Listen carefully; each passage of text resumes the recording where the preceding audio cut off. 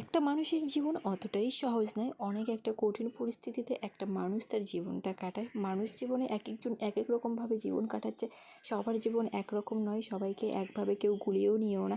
তো প্রতিটা মানুষের উপরটা দেখে কেউ কোনো রকম বাজে মন্তব্য বা বিবেচনাও করো না, কারণ অনেক নেগেটিভ কমেন্ট বা অনেক রকম সমালোচনা হয়।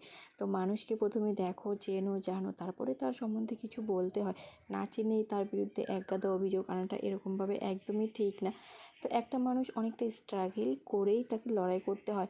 তো আগেকার দিনের বেশিরভাগ মানুষকেই ওরকমভাবে স্ট্রাগল করেই চলতে হয়েছে বা লড়াই করতে হয়েছে। এখনের দিনকাল অনেকটাই আলাদা, অনেকটাই এগিয়ে, কারণ এখনকার দিনকালে প্রতিটা বাচ্চা কাচ্চারা জন্ম থেকে হয়েই সব কিছু পায়, কোনো রকম কোনো কিছুর অভাব হয় না।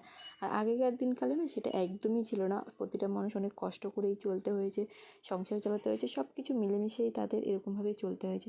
তো সবার উদ্দেশ্যেই বলি, বাজে একটা কমেন্ট করার আগে সবাইকে একটু চেনো, জানো, যাচাই করো, তারপরে বাজে একটা কমেন্ট করতেই পারো, কোনো অসুবিধা নেই। তারপরে যে তখন বোঝা যাবে তোমার মানসিকতাটা কেমন, মানে যে বাজে আর সেই কমেন্টটা করেছো।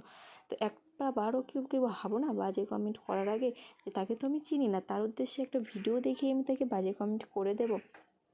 এরকমভাবে কেউ করো না। একটা বাজে কমেন্টে দেখলে না, সত্যি মনটা ভীষণ খারাপ হয়। সেটা আমার হোক বা আমার মতন যারা ভিডিও করে সবারই, কারণ সেরকম পর্যায়ে তো আমি যাইনি, তাহলে সেরকম কমেন্টটা আমি কেন দেখবো বা কেন নেব, তাই না?